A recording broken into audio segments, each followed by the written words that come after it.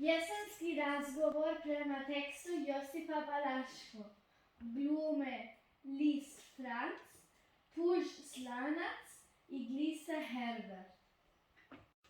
Poznam jesen pošarenu kaputu, od boja kupuje smeđo i crveno, a najviše žutu.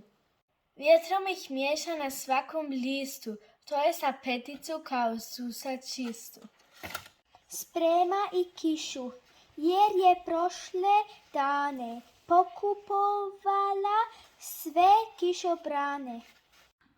Danas je navratila do rodne kuće i kupila čizme, a izula papuče. Je li još kamo navratila? U zlatanici je zlato placila. Evo pogledajte, i mene je poslatila.